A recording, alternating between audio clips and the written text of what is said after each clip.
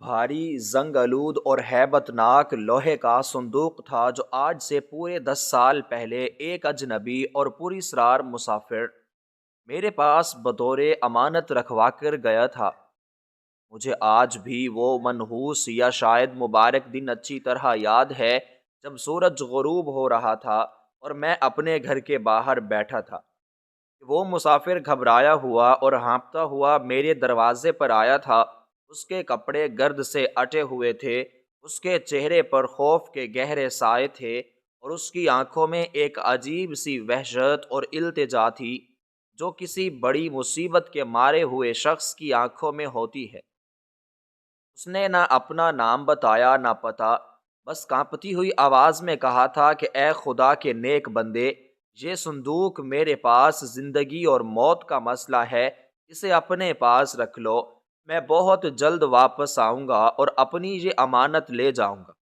اس کے لہجے میں درد اور یقین تھا کہ میں انکار نہ کر سکا، حالانکہ میرا دل اس وقت بھی دھڑکا تھا کہ کسی اجنبی کی امانت رکھنا کتنا بڑا رسک ہے، مگر انسانی ہمدردی کے جذبے نے مجھے مجبور کر دیا اور میں نے وہ بھاری صندوق اپنے گھر کے کونے میں جگہ دے دی۔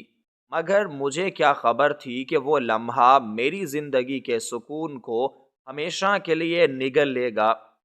دن ہفتوں میں بدلے، ہفتے مہینوں میں اور مہینے سالوں میں بدلتے چلے گئے۔ موسم آئے اور گئے، حکمران بدلے، زمانے کے رنگ ڈھنگ بدل گئے، مگر وہ مسافر جس نے جلد واپسی کا وعدہ کیا تھا وہ کبھی پلٹ کر نہ آیا۔ ادھر ہمارے حالات بدست سے بدتر اور بدترین ہوتے چلے گئے۔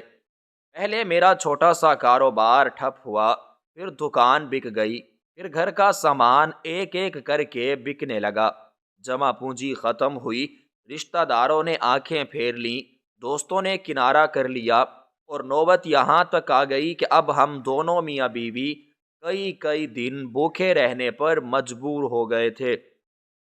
فاقوں نے ہمارے جسموں سے گوشت پوست نوچ تو لیا ہی تھا، مگر اب وہ ہماری روحوں کو بھی چھلنی کر رہے تھے۔ میری بیوی جو کبھی صابر اور شکر کی زندہ تصویر ہوا کرتی تھی، وہ میری ہر مشکل میں ڈھال بن کر کھڑی رہتی تھی، اب مسلسل بھوک، بیماری اور بدحالی نے اس کے مزاج کو اس قدر چڑچڑا اور تلخ کر دیا تھا کہ میں اسے پہچان ہی نہیں پاتا تھا۔ وہ اکثر حسرت، یاس اور شدید غصے سے اس صندوق کو گھورتی رہتی اور پھر اچانک مجھ سے الجھ پڑتی اور چیخنے لگتی کہ آخر کب تک اور کس امید پر ہم اس کالے لوہے کے باکس کی چوکیداری کرتے رہیں گے۔ وہ رو رو کر کہتی کہ دیکھو ہماری حالت کیا ہو گئی ہے، ہمارے جسموں پر پہننے کو ڈھنگ کا کپڑا نہیں، پیٹ میں ڈالنے کو روٹی کا ایک ٹکڑا نہیں، گھر میں جلانے کو لکڑی نہیں، اور تم ایک ایسے شخص کی امانت سنبھالے بیٹھے ہو جس کا کوئی اتا پتہ ہی نہیں ہے، جس کا نام تک ہمیں معلوم نہیں ہو سکتا، وہ مر کھپ گیا ہو یا شاید وہ کوئی ڈاکو یا چور ہو جو لوٹ کا مال یہاں چھپا کر پولیس کے ڈر سے بھاگ گیا ہو اور کبھی واپس ہی نہ آئے۔ تو پھر یہ صندوق اور اس کے اندر بند دولت یا جو کچھ بھی ہے وہ کس کام کی ہے؟ کیا ہم اسے اپنی قبروں میں ساتھ لے کر جائیں گے؟ اس کی باتیں میرے دل کو آری کی طرح چیر دیتی تھیں، کیونکہ وہ غلط نہیں کہہ رہی تھی۔ غربت انسان کو کفر تک لے جاتی ہے اور ایمان کی دیواروں کو ہلا دیتی ہے۔ میں اپنی آنکھوں سے دیکھ رہا تھا کہ میری شریکہ حیات میری آنکھوں کے سامنے موم بتی کی طرح پگھل رہی تھی۔ اس کی آنکھیں اندر کو دھنس گئی تھیں، اس کے گالوں کی ہڈیاں نکل آئی تھیں اور چہرہ اس قدر زرد پڑ چکا تھا جیسے اس میں خون کا ایک قطرہ بھی نہ ہو۔ اس کے ہاتھ جو کبھی گھر کے کاموں میں مصروف رہتے تھے اب کمزوری سے کانپتے تھے۔ آج کی رات بھی کچھ ایسی ہی اذیت ناک اور قیامت خیز رات تھی۔ باہر طوفانی بارش تھمنے کا نام نہیں لے رہی تھی اور اندر ہمارے پیٹوں میں بھوک کا طوفان برپا تھا۔ میری بیوی نے ایک بار پھر انتہائی کمزور اور لرزتی ہوئی آواز میں کہا کہ خدا کے لیے اس صندوق کو توڑ دو، شاید اس میں سونا ہو، چاندی ہو، زیورات ہو یا کچھ ایسا قیمتی سامان ہو جسے بیچ کر ہم پیٹ بھر کر کھانا کھا سکیں اور باقی زندگی سکھ سے گزار سکیں۔ اس نے مجھے میری محبت کے واسطے دیے میری غیرت کو للکارا اور رو رو کر کہا کہ اگر ہم بھوک سے مر گئے تو یہ امانت کس کام آئے گی؟ کیا مردہ انسان امانت کی حفاظت کر سکتے ہیں؟ میں نے اس کی طرف دیکھا تو اس کی آنکھوں میں موت کا سایہ لہرتا ہوا محسوس ہوا۔ میرا دل خون کے آنسو رویا۔ میں اپنی جگہ سے اٹھا اور بھوک سے لڑکھڑاتے قدموں کے ساتھ اس دیوار کے سہارے اس منحوس صندوق کے پاس گیا۔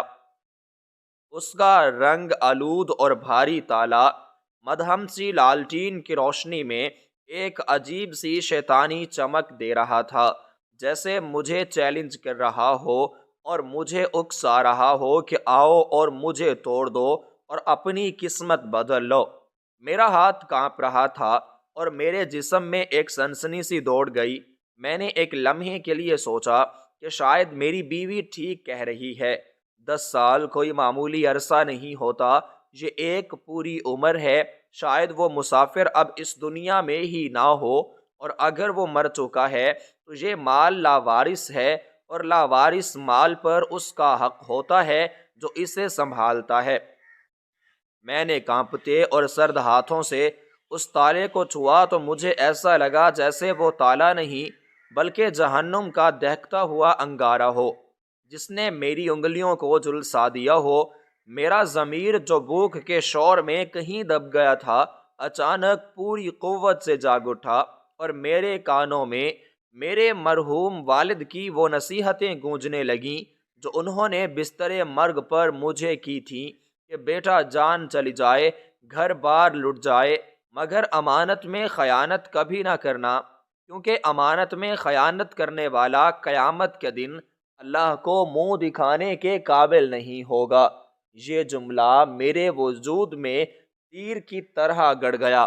میں بجلی کے جھٹکے کی طرح پیچھے ہٹ گیا اور میں نے اپنی بیوی سے نظریں چراتے ہوئے کہا کہ نہیں نہیں، میں ایسا ہرگز نہیں کر سکتا، یہ ہماری چیز نہیں ہے، ہمیں اس پر کوئی حق نہیں پہنچتا، چاہے ہم بھوک سے مر جائیں، چاہے ہماری جانیں نکل جائیں، مگر میں اپنی آخرت خراب نہیں کر سکتا، اور نہ ہی میں چور کہلانا چاہتا ہوں۔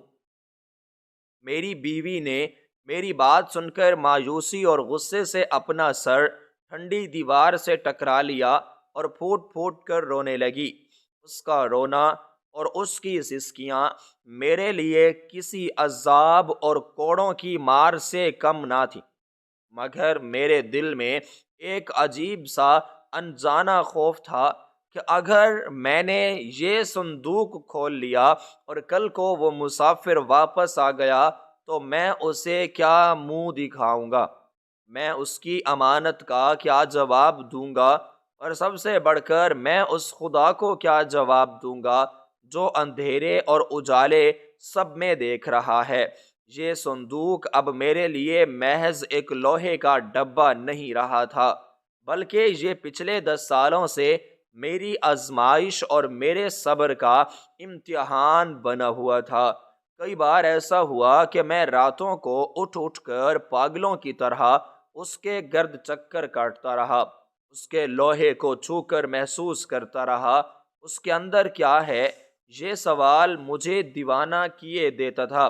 لگتا کہ میں اس ہیرے جواہرات اور شاہی خزانے ہیں، کبھی لگتا کہ اس میں پرانے کپڑے یا کتابیں ہیں، اور کبھی خوف آتا کہ کہیں اس میں کوئی لاش یا کوئی خطرناک ہتھیار نہ ہو، مگر ان تمام وسوسوں اور خیالوں کے باوجود میں نے اس کے تالے کو کبھی توڑنے کی کوشش نہیں کی تھی، بلکہ آج رات معاملہ برداشت سے باہر ہو رہا تھا۔ میری ہمت جواب دے رہی تھی۔ میری بیوی کی سسکیاں اب مدھم پڑتی جا رہی تھیں، جو کہ شدید کمزوری اور نکاہت کی علامت تھی۔ مجھے ڈر لگنے لگا کہ کہیں آج رات ہم میں سے کوئی بھوک کی تاب نہ لا کر دم نہ توڑ دے اور یہ رات ہماری آخری رات ثابت نہ ہو۔ میرے ذہن میں شیطان بار بار وسوسے ڈال رہا تھا اور مجھے ورغلا رہا تھا کہ ایک بار دیکھ لوں، صرف ایک بار ڈھکن اٹھا کر جھونک لوں، اگر کچھ قیمتی ہوا تو تھوڑا سا لے لینا، صرف اتنا کہ جان بچ جائے اور باقی رکھ دینا اور تالا واپس لگا دینا۔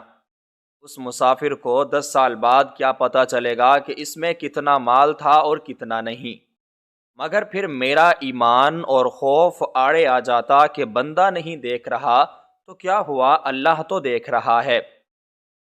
اس شدید ذہنی اور جسمانی کشمکش میں رات گزرتی جا رہی تھی اور میں اس صندوق کے پاس ٹھنڈی زمین پر بت بنا بیٹھا ہوا تھا، جیسے کوئی ناگ اپنے خزانے کی حفاظت کر رہا ہو۔ مجھے اس صندوق سے شدید نفرت ہونے لگی تھی۔ مجھے لگ رہا تھا کہ یہ صندوق میری بربادی اور تباہی کا سبب بن گیا ہے۔ اگر یہ میرے گھر میں نہ ہوتا تو شاید میں کہیں ہجرت کر جاتا، کہیں مزدوری کر لیتا یا کوئی اور راستہ دیکھ لیتا، مگر اس کی ذمہ داری نے مجھے اس ٹوٹے ہوئے مکان میں زنجیروں کی طرح جکڑ رکھا تھا۔ میں نے اپنی بیوی کے سر پر شفقت سے ہاتھ رکھا اور اسے دلاسا دیا کہ بس تھوڑا صبر اور کر لو، اللہ کوئی نہ کوئی راستہ ضرور نکالے گا، وہ اپنے بندوں کو تنہا نہیں چھوڑتا۔ اس نے میری طرف ویران اور خالی نظروں سے دیکھا اور تلخی سے کہا کہ 10 سال سے صبر ہی تو کر رہے ہیں، اور کتنا صبر کریں؟ کیا قبر میں جا کر سکون ملے گا؟ کیا موت کے بعد ہمیں روٹی ملے گی؟ اس کے اس طنز اور سوال نے مجھے خاموش کروا دیا۔ میرے ہونٹ سل گئے۔ میں جانتا تھا کہ میرے پاس اس کے ان چبھتے ہوئے سوالوں کا کوئی جواب نہیں ہے سوائے کھوکھلی امیدوں اور جھوٹی تسلیوں کے۔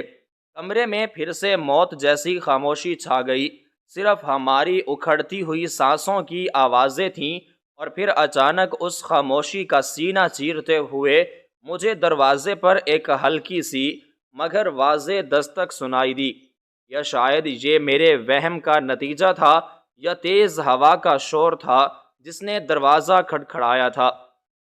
میں نے چونک کر دروازے کی طرف دیکھا۔ میرے دل کی دھڑکن بے ترتیب ہو گئی اور حلق سوکھ گیا کہ اس طوفانی رات اور ایسے خراب موسم میں کون ہو سکتا ہے؟ کیا وہ مسافر واپس آ گیا ہے جس کا میں 10 سال سے انتظار کر رہا تھا، یا کوئی چور ڈاکو ہے جو ہماری جان لینے آیا ہے، یا شاید موت کا فرشتہ ہمارا دروازہ کھٹکھٹا رہا ہے؟ میں اپنی جگہ سے اٹھا نہیں بلکہ سانس روکے اور آنکھیں پھاڑے دروازے کو گھورتا رہا۔ صندوق میرے پیچھے پڑا تھا اور بوسیدہ لکڑی کا دروازہ میرے سامنے، اور ان دونوں کے درمیان میں اور میری بدحالی اور بے بسی کھڑے تھے۔ سنسنی اور خوف کا ایک عجیب ملغوبہ تھا جس نے مجھے جکڑ رکھا تھا۔ دستک دوبارہ نہیں ہوئی، مگر میرا دل پوری قوت سے کہہ رہا تھا کہ کوئی ہے جو باہر کھڑا ہے، کوئی ہے جو ہماری تقدیر کا فیصلہ کرنے آیا ہے۔ میں نے اپنے اندر کی بچی کھچی ہمت متجمع کی اور کانپتی ہوئی آواز میں پوچھا کہ کون ہے باہر؟ صرف ہوا کی سئی سئی اور بارش کا شور جو اب ملا تھا۔ میں خوف زدہ ہو کر واپس مڑ کر صندوق کو دیکھنے لگا جو خاموشی سے پڑا میرا مذاق اڑا رہا تھا کہ دیکھوں تمہاری نام نہاد ایمانداری اور اصولوں نے تمہیں کس حال میں پہنچا دیا ہے، لیکن پھر بھی نہ جانے کیوں میرے اندر کی گہرائیوں میں ایک یقین تھا کہ یہ امانت رائے گاہ نہیں جائے گی۔ میرا دل گواہی دے رہا تھا کہ اس صندوق کا راز جب بھی کھلے گا وہ ہماری زندگی بدل دے گا، لیکن وہ تبدیلی اچھی ہوگی یا بری اس کا مجھے کوئی اندازہ نہیں تھا۔ کیا اس میں ہماری نجات ہے یا مزید بربادی؟ فی الحال تو یہ لوہے کا بند باکس میرے لیے زندگی اور موت کا مسئلہ بنا ہوا تھا۔ میں نے فیصلہ کیا کہ میں آج رات نہیں سوؤں گا اور اس امانت کی حفاظت کروں گا، چاہے میری جان ہی کیوں نہ نکل جائے۔ میں اپنی پلکیں بھی نہیں جھپکوں گا۔ اور اسی ادھیڑ بن اور وحشت کے عالم میں نے اپنی آنکھیں بند کیں اور اللہ سے گڑ گڑا کر دعا مانگی کہ یا تو اس مسافر کو بھیج دے تاکہ یہ بوجھ میرے کندھوں سے اترے، یا پھر ہمیں اس امتحان سے ہمیشہ کے لیے نجات دلا دے، کیونکہ اب مجھ میں مزید برداشت کی سکت نہیں رہی تھی۔ میرا جسم میرا ساتھ چھوڑ رہا تھا اور میری روح تھک چکی تھی، اور یوں وہ خوفناک رات اپنے پر اسرار سائیوں، بھوک کی تلخیوں اور طوفان کے شور کے ساتھ جاری رہی، اور ہم دونوں میاں بیوی اس بند صندوق کے پہلو میں اپنی اپنی قسمت کا ماتم کرتے رہے، جبکہ اصل حقیقت اور ہماری تقدیر کا فیصلہ اس زنگ آلود تالے کے پیچھے چھپا تھا جس کی چابی میرے پاس نہیں تھی، اور جسے توڑنے کی اجازت میرا ضمیر اور میرا دین مجھے نہیں دیتا تھا، اور ہم بس انتظار کی سولی پر لٹکے ہوئے صبح کا یا موت کا انتظار کر رہے تھے۔ وہ دستک دوبارہ ہوئی، اور اس بار اس میں پہلے سے زیادہ شدت اور ایک عجیب سی بے چینی تھی، جیسے باہر کھڑا شخص اپنی آخری سانسوں پر اور زندگی کی بھیک مانگ رہا ہو، یا شاید وہ کوئی ایسا حکم لے کر آیا ہو جس کی تعمیل میں ایک لمحے کی تاخیر بھی ناقابل تلافی نقصان کا باعث بن سکتی تھی۔ میں اپنی جگہ پر منجمد تھا اور میرا دل سینے کی پسلیوں سے ٹکرا رہا تھا، کیونکہ اس ویران اور طوفانی رات میں جہاں پرندے بھی اپنے گھونسلوں میں سہمے ہوئے تھے، کسی انسان کا ہمارے دروازے پر آنا کسی معجزے یا کسی بڑی آفت سے کم نہیں تھا۔ میری بیوی جو بھوک اور کمزوری سے نیم بے ہوشی کی حالت میں تھی، اور اس دستک کی آواز پر چونک اٹھی، اور اس نے اپنی ویران آنکھیں کھول کر خوفزدہ نظروں سے میری طرف دیکھا اور اپنے سوکھے ہوئے ہونٹوں پر انگلی رکھ کر مجھے خاموش رہنے کا اشارہ کیا۔ اس کا چہرہ خوف سے مزید سفید ہو گیا تھا، اور وہ لڑکھڑاتی ہوئی آواز میں بڑبڑائی کہ دروازہ مت کھولنا، شاید کوئی ڈاکو ہے، یا شاید موت ہمارا پیچھا کرتی ہوئی یہاں تک پہنچ گئی ہے۔ ہم غریبوں کے پاس لوٹنے کو ہے، کیا سوائے اس ایک امانت کے، اور اگر وہ اس صندوق کے لیے آئے ہیں تو وہ ہمیں زندہ بالکل نہیں چھوڑیں گے۔ اس کے خدشات بے جا نہیں تھے، کیونکہ ہمارے علاقے میں اکثر آئے روز ایسے واقعات ہوتے رہتے تھے، مگر میرے دل کے کسی کونے میں ایک مدھم سی امید کا چراغ روشن ہوا کہ شاید یہ وہی مسافر ہو جس کا انتظار میں پچھلے 10 سالوں سے کر رہا تھا۔ وہ مسافر جو میری آزادی کا پروانہ لے کر آیا ہو، مگر پھر عقل نے دلیل دی کہ 10 سال بہت طویل عرصہ ہوتا ہے، کیا پتہ وہ زندہ بھی ہے یا نہیں، اور اگر زندہ ہے تو کیا اسے ہمارا گھر یاد بھی ہوگا۔ اور ان متضاد خیالوں اور وسوسوں نے میرے دماغ کو معوف کر دیا تھا۔ باہر ہوا کا شور بڑھتا جا رہا تھا، اور دروازے پر ہونے والی دستک اب ایک مایوس کن سرگوشی میں بدل رہی تھی، جیسے باہر والا شخص ہمت کو ہار رہا ہو۔ میں نے اپنی بیوی کے منع کرنے کے باوجود ایک فیصلہ کن سانس لی، اور اپنے تھکے ہوئے جسم کو گھسیٹتا ہوا دروازے کی طرف بڑھا۔ میرا ہر قدم منو وزنی محسوس ہو رہا تھا، اور میرے گھٹنوں میں اتنی جان نہیں تھی کہ وہ میرے جسم کا بوجھ اٹھا سکے، مگر ایک اندیکھی طاقت مجھے دروازے کی طرف کھینچ رہی تھی۔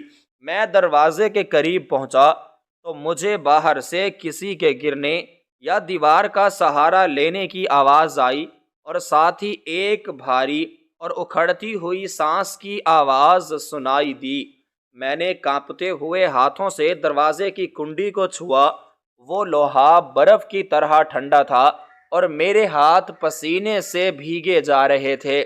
میں نے دبی ہوئی آواز میں پوچھا کہ کون ہے وہاں، اور تمہیں کیا چاہیے؟ مگر جواب میں صرف طوفان کی آواز آئی، اور پھر ایک بہت دھیمی اور درد میں ڈوبی ہوئی آواز آئی جس نے میرے وجود کو ہلا کر رکھ دیا۔ وہ آواز کہہ رہی تھی کہ امانت والا امانت لینے آیا ہے، دروازہ کھولو۔ یہ سنتے ہی میرے پیروں تلے سے زمین نکل گئی۔ یہ وہی آواز تھی، یہ وہی لہجہ تھا جسے میں نے 10 سال پہلے سنا تھا۔ اگرچہ اب میں اس میں وہ طاقت نہیں تھی، وہ کھنک نہیں تھی، بلکہ اب اس میں بڑھاپے کی لرزش اور بیماری کی نقاہت واضح تھی، مگر میں اسے پہچان گیا تھا۔ میں نے تیزی سے اوپر اور گھبراہٹ کے عالم میں کنڈی کھولی، اور جیسے ہی پرانا لکڑی کا دروازہ چرچراہٹ کے ساتھ کھلا تو باہر کا منظر دیکھ کر میں دنگ رہ گیا۔ تیز ہوا کا ایک جھونکا بارش کی بوندوں کے ساتھ اندر داخل ہوا، اور سامنے بجلی کی چمک میں نے ایک سایہ دیکھا۔ وہ کوئی نوجوان اور توانا مسافر نہیں تھا، بلکہ ایک انتہائی بوڑھا، جھکا ہوا اور چیتھڑوں میں ملبوس شخص کھڑا تھا، جس کے سفید بال بارش سے بھیگے ہوئے چہرے پر چپکے ہوئے تھے، اور اس کا جسم سردی سے بری طرح کانپے جا رہا تھا۔ اس کی حالت دیکھ کر کوئی نہیں کہہ سکتا تھا کہ یہ وہی شخص ہے جو 10 سال پہلے ایک بھاری صندوق چھوڑ کر گیا تھا۔ وہ ایک بھکاری سے بھی بدتر حالت میں لگ رہا تھا۔ میں نے آگے بڑھ کر اسے سہارا دیا کیونکہ وہ گرنے ہی والا تھا۔ اس نے اپنی ٹھنڈی برف جیسی انگلیاں میرے بازو پر جمائیں اور اپنی دھندلی آنکھوں سے مجھے پہچاننے کی کوشش کی، اور پھر ایک کمزوری سی مسکراہٹ اس کے چہرے پر نمودار ہوئی، اور وہ بولا کہ شکر ہے تم یہیں ہو۔ مجھے لگا تھا کہ شاید تم چلے گئے ہوگے یا میں راستہ بھول گیا ہوں گا۔ میں نے اسے سہارا دے کر اندر بلایا اور دروازہ بند کر دیا۔ جیسے ہی وہ اندر داخل ہوا، کمرے کی مدھم روشنی اس کے چہرے پر پڑی۔ میری بیوی نے اسے دیکھا تو وہ بھی حیرت اور صدمے سے اپنی جگہ پر اٹھ بیٹھی۔ وہ یقین نہیں کر پا رہی تھی کہ یہ وہی شخص ہے جس کی دولت کے خواب ہم 10 سال سے دیکھ رہے تھے۔ وہ مسافر اندر آیا اور اس کی نظریں سیدھی کمرے کے اس کونے کی طرف اٹھیں جہاں وہ بھاری صندوق رکھا ہوا تھا، جیسے اس کی جان اس صندوق میں اٹکی ہو۔ اس نے صندوق کو وہاں موجود پا کر ایک گہرا اور طوفان بھرا سانس لیا، اور وہ وہیں زمین پر بیٹھ گیا۔ میں نے دیکھا کہ اس کی آنکھوں میں آنسو تیر رہے تھے۔ وہ کچھ دیر تک خاموشی سے اس صندوق کو دیکھتا رہا، جیسے کسی بچھڑے ہوئے محبوب کو دیکھ رہا ہو۔ پھر اس نے میری طرف دیکھا، اور میرے گھر کی خستہ حال ٹوٹی ہوئی دیواریں اور ہماری فاقہ زدہ صورتیں دیکھ کر اس کا چہرہ غم سے مزید بوجھل ہو گیا۔ اس نے کانپتی ہوئی آواز میں کہا کہ مجھے معاف کر دینا، میں نے آنے میں بہت دیر کر دی، اور تم لوگوں نے میری خاطر بہت دکھ اٹھائے ہیں۔ میں دیکھ رہا ہوں کہ تم لوگوں نے فاقے کاٹے ہیں، تکلیفیں سہی ہیں، مگر میری امانت میں خیانت نہیں کی۔ تمہارے چہرے کی جھریاں اور تمہاری بیوی کی کمزوری اس بات کی گواہی دے رہی ہے کہ تم لوگ ایک ایک دانے کو ترسے ہو، مگر تم نے اس صندوق کا تالا نہیں توڑا۔ میں شرمندہ ہوں کہ میں وقت پر نہیں آ سکا۔ میں نے اسے پانی کا پیالہ پیش کیا جو اس نے کانپتے ہاتھوں سے تھاما اور ایک ہی سانس میں پی گیا۔ پھر وہ بولا کہ تمہیں پتہ ہے میں 10 سال کہاں رہا اور کن میں رہا، مگر یہ باتیں بعد میں ہوں گی۔ پہلے مجھے وہ بوجھ اتارنے دو جو میرے سینے پر پتھر کی طرح رکھا ہے۔ اس نے اپنی بوسیدہ قمیض کی جیب میں ہاتھ ڈالا اور کافی دیر تک کچھ ٹٹولتا رہا۔ میرے دل کی دھڑکنیں تیز ہو رہی تھیں اور میری بیوی کی نظریں اس کے ہاتھ پر جمی ہوئی تھیں کہ اب کیا نکلے گا۔ آخر کار اس نے ایک چھوٹی سی زنگ آلود چابی نکالی جو ایک دھاگے میں بندھی ہوئی تھی۔ وہ چابی اس نے اپنی جان سے زیادہ سنبھال کر رکھی تھی۔ اس نے وہ چابی میری طرف بڑھائی اور کہا کہ اسے کھولو، یہ تمہارا امتحان تھا اور اب یہ تمہارا صلہ ہے۔ میں ہچکچایا، میرے ہاتھ آگے نہیں بڑھ پا رہے تھے۔ مجھے یقین نہیں آ رہا تھا کہ جس گھڑی کا انتظار ہم نے لمحہ لمحہ کیا تھا وہ اب آ پہنچی ہے۔ کیا واقعی اب یہ صندوق کھلے گا؟ کیا واقعی ہماری بھوک مٹ جائے گی؟ یا اس میں سے کچھ ایسا نکلے گا جو ہماری امیدوں کا خون کر دے گا؟ میں نے ڈرتے ڈرتے وہ چابی اس کے ہاتھ سے لی۔ وہ چابی میرے ہاتھ میں جلتے ہوئے کوئلے کی طرح محسوس ہوئی۔ میں صندوق کے پاس گیا اور گھٹنوں کے بل بیٹھ گیا۔ میرا پورا جسم کانپ رہا تھا اور پسینے کے قطرے میری پیشانی سے ٹپک رہے تھے۔ میری بیوی بھی گھسیٹتی ہوئی میرے قریب آ گئی تھی۔ اس کی آنکھوں میں ایک عجیب سی چمک تھی جو بھوک اور لالچ کا ملغوبہ تھی۔ میں نے چابی کو تالے کے سراغ میں ڈالا تو میرے ہاتھ اس قدر کانپ رہے تھے کہ پہلی بار میں چابی اندر نہیں گئی۔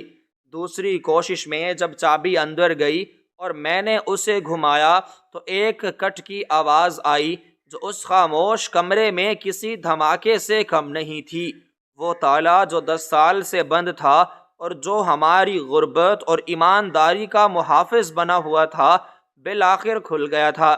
میں نے تالا نکال کر ایک طرف رکھا اور اب صرف ڈھکن اٹھانے کی دیری تھی۔ میرا دل چاہ رہا تھا کہ میں بھاگ جاؤں یا چیخ ماروں، کیونکہ سنسنی میرے اعصاب کو توڑ رہی تھی۔ وہ مسافر میرے پیچھے بیٹھا زور زور سے سانس لے رہا تھا اور روئی جا رہا تھا۔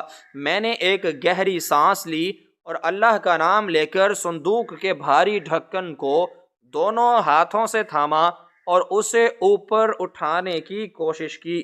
وہ ڈھکن بہت بھاری تھا، شاید زنگ کی وجہ سے جام ہو چکا تھا۔ میں نے اپنی پوری طاقت لگائی اور وہ آہستہ آہستہ چرچراہٹ کے ساتھ اوپر اٹھنا شروع ہوا۔ جیسے جیسے ڈھکن اٹھ رہا تھا میرے دل کی دھڑکن رکتی جا رہی تھی۔ میں نے سوچا تھا کہ شاید اندر اندھیرا ہوگا یا پرانے کپڑوں کی بو آئے گی، مگر جیسے ہی ڈھکن مکمل طور پر کھلا اور میری نظریں اس کے اندر گئیں تو وہاں سے نکلنے والی چیز نے مجھے پتھر کا بنا دیا۔ میں نے دیکھا کہ صندوق کے اندر سے ایک ایسی تیز اور حیران کن روشنی نکلی جس نے کمرے کی تاریکی کو چیر کر رکھ دیا۔ یہ روشنی اتنی شدید تھی کہ مجھے اپنی آنکھوں پر ہاتھ رکھنا پڑا اور میری بیوی کے منہ سے ایک چیخ نکل گئی۔ یہ عام روشنی نہیں تھی بلکہ اس میں ایک عجیب سی مقناطیسی کشش اور ہیبت تھی۔ مجھے کچھ لمحے تک کچھ یاد دکھائی نہیں دیا، صرف وہ نورانی حولہ تھا جس نے ہمیں گھیر لیا تھا۔ میرا دماغ چکرا گیا اور مجھے لگا کہ میں خواب دیکھ رہا ہوں، یا شاید بھوک کی وجہ سے میرا دماغی توازن بگڑ گیا ہے، مگر یہ حقیقت تھی۔ وہ روشنی صندوق کے اندر موجود کسی چیز سے پھوٹ رہی تھی اور اس کے ساتھ ہی ایک ایسی خوشبو بھی پھیلی جو اس دنیا کی نہیں لگتی تھی۔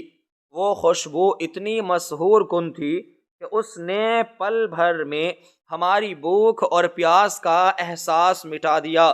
میرے پیروں تلے سے زمین نکل گئی اور میں لڑکھڑا کر پیچھے گر گیا۔ میں نے مڑ کر مسافر کی طرف دیکھا تو وہ مسکرا رہا تھا، مگر اس کی آنکھوں سے آنسوؤں کا سیلاب جاری تھا۔ وہ اپنے سینے پر ہاتھ رکھے ہوئے تھا جیسے اسے دل کا دورہ پڑ رہا ہو، یا شاید وہ خوشی کی شدت سے نڈھال تھا۔ میں نے ہکلاتے ہوئے پوچھا کہ یہ کیا ہے؟ یہ کون سی روشنی ہے؟ یہ سونا نہیں ہے، یہ ہیرے نہیں ہیں، یہ کیا بلا ہے جو تم ہمارے گھر میں چھوڑ گئے تھے اور جس کی ہم حفاظت کرتے رہے؟ مسافر نے روتے ہوئے میری طرف اشارہ کیا کہ اندر دیکھو، غور سے دیکھو، یہ وہ دولت ہے جس کے لیے میں نے اپنی پوری زندگی برباد کر دی اور جس کے لیے تم اپنی زندگی داؤ پر لگا گئی۔ میں نے ہمت کر کے دوبارہ صندوق کے اندر جھانکا تو روشنی کی شدت کچھ کم ہوئی اور اب مجھے اس کے اندر پڑی ہوئی چیز واضح طور پر دکھائی دینے لگی۔ وہ چیز دیکھ کر میرا دم گھٹنے لگا اور میری زبان تالو سے چپک گئی۔ میں نے زندگی میں کبھی ایسی چیز نہیں دیکھی تھی۔ وہ نہ تو دنیاوی دولت تھی، نہ ہی کوئی عام زیور، بلکہ وہ کچھ اور ہی تھا، کچھ ایسا جس کا تعلق شاید روح سے تھا، یا شاید کسی قدیم راز سے جو صدیوں سے دفن تھا۔ میری بیوی بھی اب صندوق کے کنارے کو پکڑ کر اندر جھانک رہی تھی، اور اس کے چہرے پر خوف اور حیرت کے ملے جلے تاثرات تھے۔ وہ دولت کی امید کر رہی تھی، مگر جو اس کے سامنے تھا وہ اس کی سمجھ سے بھی بالاتر تھا۔ اس نے میری طرف سوالیہ نظروں سے دیکھا، جیسے پوچھ رہی ہو کہ کیا ہم امیر ہو گئے ہیں یا لٹ گئے ہیں، مگر میرے پاس کوئی جواب نہیں تھا۔ میں خود سکتے کے عالم میں تھا۔ اس لمحے کمرے میں صرف اس عجیب و غریب چیز کی روشنی اور ہماری تیز سانسوں کی آواز تھی۔ وہ مسافر جو اب تک بیٹھا ہوا تھا مشکل سے کھڑا ہوا اور لڑکھڑاتے ہوئے صندوق کے پاس آیا۔ اس نے اپنا ہاتھ اس روشنی کے اندر ڈالا اور اس چیز کو چھوا تو اس کے جسم میں ایک جھرجھری سی دوڑ گئی۔ اس نے میری طرف دیکھا اور کہا کہ تم خوش نصیب ہو، بہت خوش نصیب ہو کہ تم نے اسے کھولا نہیں۔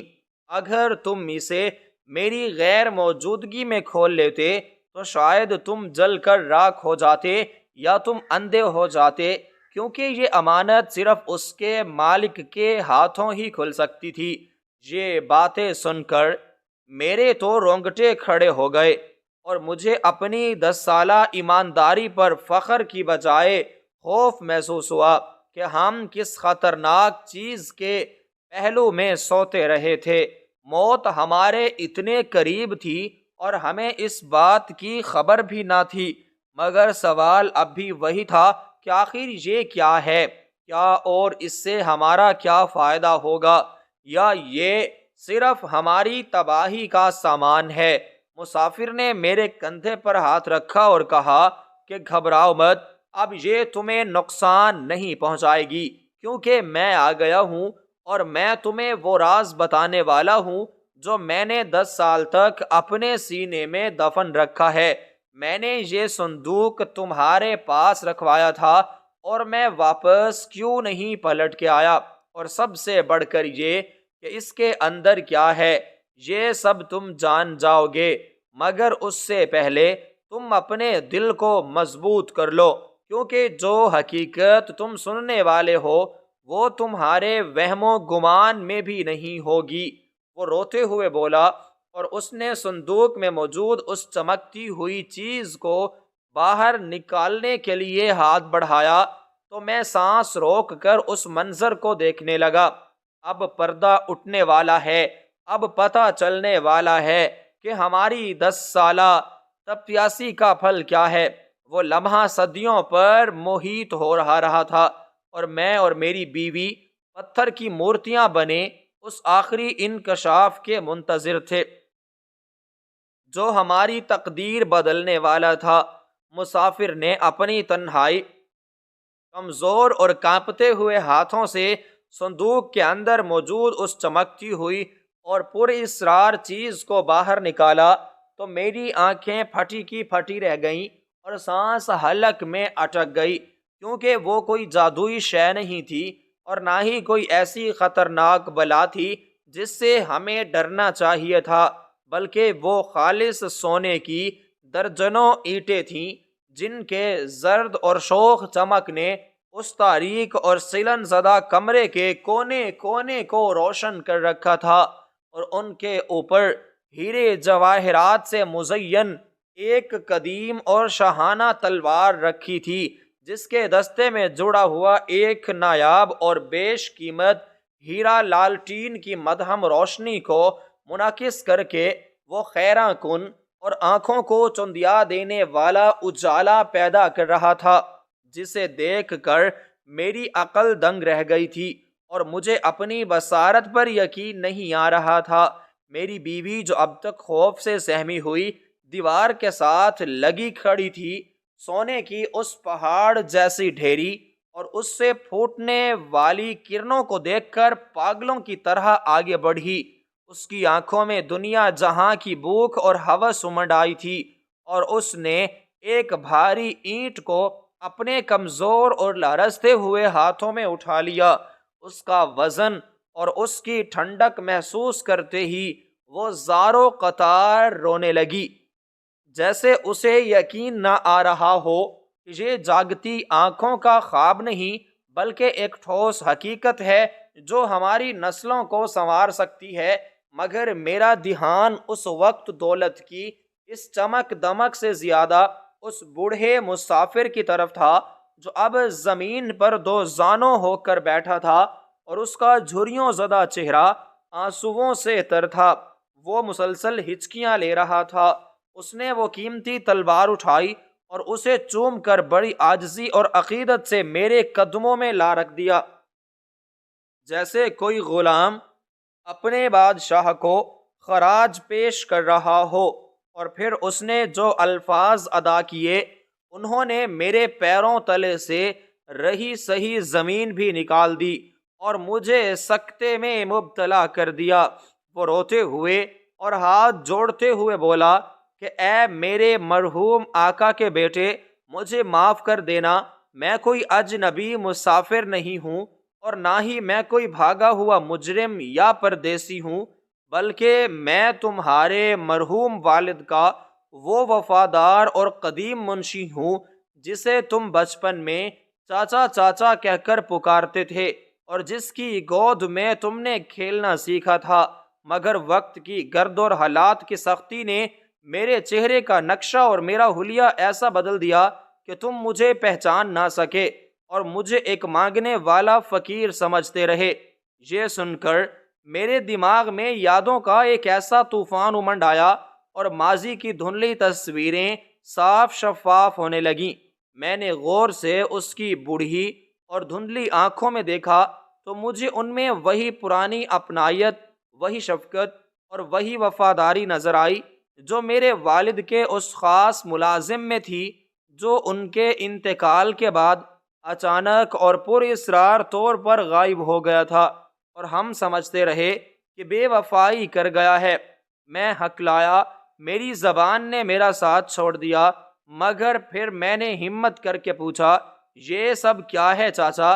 اگر تم منشی ہو تو یہ ناٹک کیوں کیا، یہ ڈرامہ کیوں کیا، اور ہمیں 10 سال تک اس جہنم میں کیوں جلنے دیا، جبکہ یہ دولت ہمارے پاس موجود تھی اور ہم ایک ایک دانے کو ترستے رہے اور تم تماشا دیکھتے رہے؟ آخر کیوں؟ مسافر نے اپنے میلے دامن سے اپنے آنسو پہنچے اور ایک انتہائی بوسیدہ اور مڑا توڑا کاغذ کا ٹکڑا اپنی جیب سے نکالا جو وقت گزرنے کے ساتھ ساتھ زرد پڑ چکا تھا۔ اس نے وہ کاغذ میری طرف بڑھایا اور کہا کہ یہ تمہارے والد کی آخری وصیت ہے، اسے پڑھو، تمہیں سب سمجھ آئے گا اور تمہارے سارے شکوے دور ہو جائیں گے۔ میں نے کانپتے ہاتھوں سے وہ کاغذ تھاما جس پر میرے والد کی جانی پہچانی لکھائی موجود تھی، جسے دیکھتے ہی میرا دل بھر آیا۔ میں نے اسے پڑھنا شروع کیا تو میرے آنسو اس کاغذ پر گرنے لگے۔ اس میں لکھا تھا کہ میرے پیارے بیٹے، میں جانتا ہوں کہ میں تمہیں بہت زیادہ دولت چھوڑ کر جا رہا ہوں، مگر مجھے ڈر ہے کہ یہ مفت کی دولت تمہیں نکما، کمزور اور عیاش نہ بنا دے، یا تم اسے سنبھال نہ پاؤ، کیونکہ جس دولت کے لیے پسینہ نہ بہایا گیا ہو وہ دولت پانی کی طرح بہہ جاتی ہے۔ اس لیے میں نے اپنی ساری جائیداد اور زمینیں بیچ کر یہ سونا خریدا ہے اور اپنے سب سے وفادار ساتھی کو یہ بھاری ذمہ داری سونپی ہے کہ وہ یہ صندوق تمہارے پاس بطور امانت رکھوا دے اور خود روپوش ہو جائے۔ میں چاہتا ہوں کہ تم غربت کی بھٹی میں پک کر کندن بنو، کیونکہ بھوک انسان کو عاجزی سکھاتی ہے اور امانت کی حفاظت انسان کو دیانت دار مضبوط بناتی ہے۔ میری شرط یہ ہے کہ اگر تم نے 10 سال تک اس صندوق کو نہ کھولا اور بدترین حالات میں بھی امانت میں خیانت نہ کی تو تو یہ سونا تمہارا ہے اور تم اس کے حقدار ہو، لیکن اگر تم نے صبر کا دامن چھوڑا اور اسے توڑ دیا تو میرا منشی وہیں کہیں آس پاس تم پر نظر رکھے ہوئے ہوگا، اور وہ اسی وقت قانون کے رکھوالوں کو بلا کر تم پر چوری کا الزام لگا دے گا، کیونکہ تب تم میرے بیٹے نہیں بلکہ ایک خیانت کار ہوگے، اور میں نہیں چاہتا کہ میری حلال کی کمائی کسی بے ایمان شخص کے پیٹ میں جائے، چاہے وہ میرا اپنا خون اور میرا لخت جگر ہی کیوں نہ ہو۔ خط پڑھ کر میرے ہاتھ سے کاغذ چھوٹ گیا اور دھم سے زمین پر بیٹھ گیا۔ مجھے ایسا لگا جیسے میرے والد میرے سامنے کھڑے ہو کے مجھ سے باتیں کر رہے ہوں۔ مجھے اب سمجھ آیا کہ مسافر نے کیوں کہا تھا کہ اگر تم اسے میری غیر موجودگی میں کھول لیتے تو جل کر راکھ ہو جاتے۔ وہ آگ دنیاوی آگ نہیں تھی، بلکہ وہ رسوائی، بدنامی، جیل اور ضمیر کی موت کی آگ تھی جس سے میں بال بال بچا تھا، اور یہ سب میرے والد کی دور اندیشی کا نتیجہ تھا۔ مسافر نے میرے کندھے پر اپنا کانپتا ہوا ہاتھ رکھا اور گلو گیر آواز میں کہا کہ بیٹا، میں گزشتہ 10 سالوں سے بھیس بدر کر تمہارے محلے میں بھیک مانگتا رہا اور سائے کی طرح تم پر نظر رکھتا رہا۔ میں نے تمہارے گھر سے اٹھنے والے دھوئیں کو بند ہوتے دیکھا، میں نے تمہاری بیوی کو بیماری میں تڑپتے دیکھا، اور میں نے تمہیں کوڑے کے ڈھیر سے روٹی کے سوکھے ٹکڑے تلاش کرتے دیکھا۔ میرا دل خون کے آنسو روتا تھا۔ کئی بار میرا دی چاہا کہ میں بھاگ کر آؤں اور تمہیں بتا دوں کہ یہ سونا تمہارا ہے، اسے نکالو اور اپنی زندگی سنوار لو، مگر مجھے اپنے آقا کی قسم نے زنجیروں کی طرح باندھ رکھا تھا۔ وہ چاہتے تھے کہ تم اس دولت کی قدر اس وقت جانو جب تمہیں ایک ایک پیسے کی اہمیت معلوم ہو جائے اور تم زندگی کی تلخ حقیقتوں کو سمجھ سکو۔ آج جب 10 سال پورے ہوئے تو میں دوڑا چلا آیا، کیونکہ میں جانتا تھا کہ آج رات تم ٹوٹ رہے تھے۔ میں نے تمہاری آنکھوں میں وہ مایوسی اور ویرانی دیکھی تھی جو انسان کو کفر اور بغاوت تک لے جاتی ہے، لیکن تم جیت گئے میرے بیٹے، تم جیت گئے۔ تم نے اپنے باپ کا سر فخر سے بلند کر دیا۔ تم نے ثابت کر دیا کہ تم صرف ان کے خون کے وارث ہی نہیں بلکہ ان کے کردار اور اصولوں کے بھی وارث ہو۔ میری بیوی جو یہ سب سن رہی تھی اب سونے کی اینٹوں کو چھوڑ کر میرے پاس آ گئی اور میرے قدموں میں گر کر پھوٹ پھوٹ کر رونے لگی اور معافی مانگنے لگی۔ وہ رو رو کر کہہ رہی تھی کہ مجھے معاف کر دو، میں نے تمہیں کتنا برا بھلا کہا، میں نے تمہیں تانے دیے، میں نے تمہیں اکسایا کہ امانت میں خیانت کر لو، میں کتنی نادان اور کم ظرف تھی۔ اگر آج ہم یہ صندوق توڑ دیتے تو ہم نہ صرف اس دولت سے ہمیشہ کے لیے محروم ہو جاتے بلکہ ساری زندگی کے لیے چور اور مجرم کہلاتے اور جیل کی ہوا کھاتے۔ اللہ نے ہمیں بچا لیا، اللہ نے ہمارے صبر اور تمہاری استقامت کا پھل ہمیں دے دیا۔ میں نے اسے اٹھایا اور گلے لگایا۔ ہم تینوں وہاں بیٹھے رو رہے تھے، مگر یہ آنسو غم یا تکلیف کے نہیں تھے، بلکہ یہ شکر، نجات اور ایک بڑی آزمائش سے سرخ رو ہونے کے آنسو تھے۔ کمرے میں پھیلی ہوئی سونے کی چمک اب مجھے اپنی آنکھوں میں چبھتی ہوئی محسوس نہیں ہو رہی تھی، بلکہ وہ مجھے اپنے باپ کی شفقت کی طرح گرم، مہربان اور مقدس لگ رہی تھی۔ مسافر نے کہا کہ یہ سونا اب تمہارا ہے، یہ تلوار تمہاری ہے، تم اس سے اپنی زندگی بدل لو، اس سے غریبوں کی مدد کرو، یتیموں کا سہارا بنو، اور یاد رکھنا کہ جو دولت ایمانداری اور صبر کے بعد ملتی ہے اس میں اللہ کی برکت شامل ہوتی ہے اور وہ نسلوں تک قائم رہتی ہے، جبکہ جو دولت چھین کر یا چوری کر کے حاصل کی جائے وہ سانپ بن کر انسان کو ڈس لیتی ہے اور اسے تباہ کر دیتی ہے۔ میں نے اس بزرگ منشی کے ہاتھ چوم لیے اور انہیں اپنی آنکھوں سے لگایا جس نے اپنی زندگی کے 10 سال ہماری خاطر قربان کر دیے تھے۔ اس نے خود درویشوں اور فقیروں والی زندگی گزاری، سڑکوں پر راتیں کاٹیں تاکہ میں امیروں والی زندگی گزار سکوں اور ایک اچھا انسان بن سکوں۔ یہ قربانی سونے کی ان اینٹوں سے کہیں زیادہ قیمتی اور انمول تھی جس کا بدلہ میں شاید ساری زندگی نہ چکا سکوں۔ میں نے محسوس کیا کہ اصل دولت یہ سونا چاندی نہیں ہے، بلکہ اصل دولت وہ کردار اور وہ ضمیر ہے جو ان 10 سالوں کی آگ میں تپ کر مضبوط ہوا تھا۔ اور اگر مجھے یہ دولت 10 سال پہلے مل جاتی تو شاید میں اسے عیاشی اور فضول کاموں میں اڑا دیتا، لیکن آج مجھے اس کے ایک ایک ذرے کی قدر تھی، کیونکہ میں نے اس کے لیے بھوک کاٹی تھی، میں نے اس کے لیے لوگوں کو دھتکار سنی تھی، اور میں نے اس کے لیے اپنے نفس اور شیطان سے جنگ لڑی تھی۔ صبح کی پہلی کرن جب روشن دان سے اندر داخل ہوئی تو اس نے سونے کی چمک کو ماند کر دیا، کیونکہ سورج کی وہ کرن ایک نئی زندگی اور نئی امید کا پیغام لے کر آئی تھی۔ طوفان تھم چکا تھا، بارش رک چکی تھی، اور ہمارے گھر کا آنگن جو کل تک ویران اور اداس تھا اب امید اور یقین کے نور سے بھر گیا تھا۔ میں نے صندوق کو بند نہیں کیا بلکہ اسے کھلا رہنے دیا، کیونکہ اب کوئی خوف نہیں تھا، اب یہ میرا تھا اور میں اس کا جائز حقدار تھا۔ میں نے دل ہی دل میں اپنے والد کو خراج تحسین پیش کیا کہ انہوں نے مجھے صرف دولت نہیں دی بلکہ مجھے انسان بنا دیا۔ انہوں نے مجھے سکھایا کہ امانت کا بوجھ پہاڑوں سے زیادہ وزنی ہوتا ہے، مگر جو اسے اٹھا لیتا ہے منزل اسی کے قدم چومتی ہے۔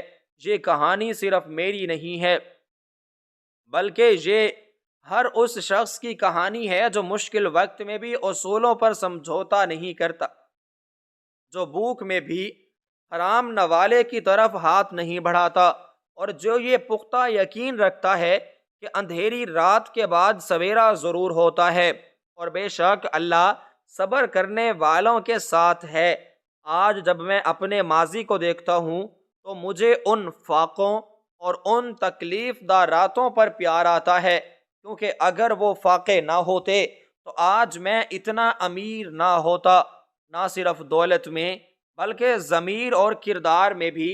اور یہی وہ سب سے بڑا راز تھا جو اس لوہے کے صندوق میں بند تھا کہ سب سے بڑی امانت انسان کا اپنا ضمیر ہے، جس کی حفاظت کرنا سونے کی حفاظت کرنے سے کہیں زیادہ مشکل ہے، مگر اس کا صلہ دونوں جہانوں کی بادشاہت اور سکون ہے۔